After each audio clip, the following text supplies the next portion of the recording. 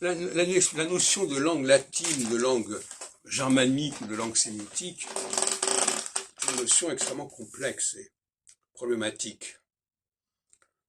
Parce que il faudrait savoir ce qui fait que beaucoup de langues sont mises ensemble. Vous savez que pour l'anglais, c'est un problème. Est-ce que c'est une langue germanique, ou est-ce que c'est une langue francisée, ou est-ce que c'est une langue latinisée?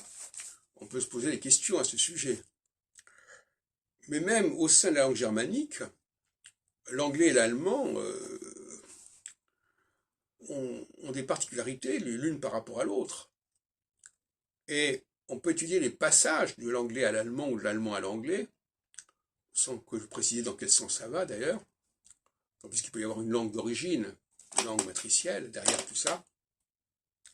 Pourquoi le D, le tag allemand TAG devient le D anglais DAY? Pourquoi le Sagen allemand SAGEN devient le C SAY anglais, etc., etc.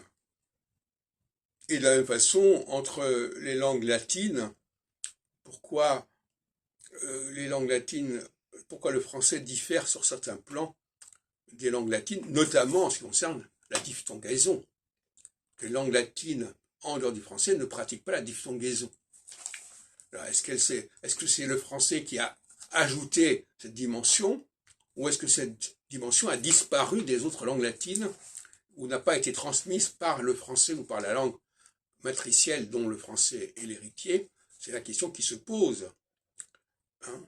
Et en hébreu aussi, le rapport entre l'arabe et l'hébreu que j'ai un peu étudié, on peut se poser des questions.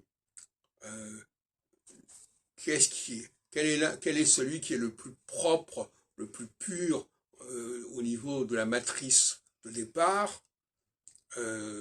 En tout cas, moi, quand j'ai appris l'arabe, en 73, donc tardivement, j'ai été choqué par les similitudes qui faisaient que l'hébreu n'apparaissait plus du tout comme une langue particulière.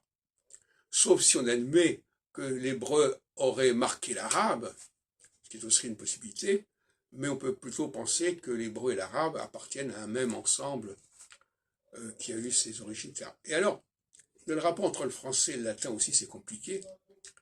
Donc, il y a tout un domaine de recherche dans le domaine des langues qui n'a pas été abordé parce que les linguistes ont préféré ne pas trop s'intéresser à l'origine des langues.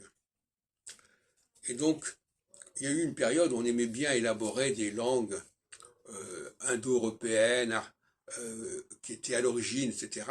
Et puis, tout ça, ça relevait d'une logique, d'une réflexion structurelle complexe qui a été en partie abandonnée.